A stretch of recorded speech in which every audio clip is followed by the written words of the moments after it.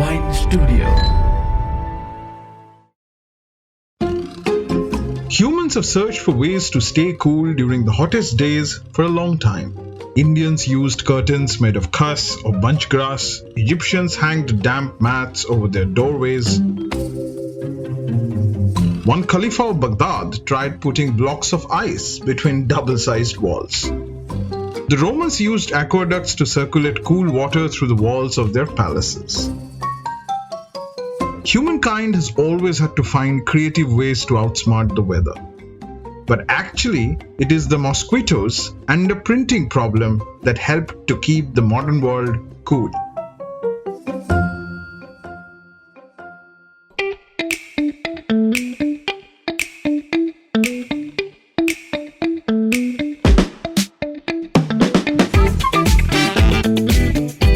From WYN Studio, I'm Kunal Mandal, and you are listening to Stuff Tales, a show that explores the extraordinary stories behind the ordinary things you use or do every day. Today's story starts back in 1841. Things were getting very bad in swampy areas of Florida in the USA. Mosquitoes were causing havoc. Many people were dying from diseases like malaria and yellow fever. On top of that, the terrible heat made the situation even more difficult. A local physician and inventor, Dr. John Gorey, was trying to find a solution. He first thought of draining the swamps. But while he was at it, he realized the problem was literally in the air. Well, maybe because malaria comes from the Italian words meaning bad air. And he thought cooling the air could fix it. So Dr. Gorey arranged shipping of buckets of ice from frozen lakes and streams in the north of the country into the hospital rooms of Florida. It worked, but was super challenging logistically and was very, very expensive. So he had to come up with a new idea. By 1851, he designed an air compressing machine powered by horses, which sent cool air when passed over blocks of ice. But then his financier died, and the idea never took off. It was also around this time that Ferdinand Care of France built the world's first ammonia coil, which could suck the heat and humidity from air. Our story now moves to Washington, D.C. 3 decades later in the summer of 1881. President James Garfield has just been shot by an assassin. He was mortally wounded but still alive. Doctors thought cooler temperature might provide him some relief. To solve this, a team of US Navy engineers were tasked to figure out a way to lower the temperature of the president's bedroom. They soaked some clothes in icy water and put them in a box. Then they made a fan blow air over the box at full speed. The contraption required about 45 kilos of ice every hour to function. But it did cool the president's room by about 6 degrees Celsius. Despite all the attempts, President Garfield died 2 months later.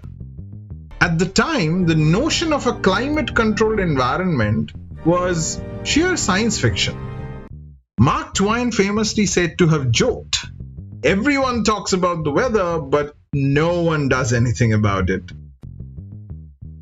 Until another 20 years later, this time in downtown New York, July 17th, 1902. A publishing company named Sackett-Wilhelms in Brooklyn was having some printing problems.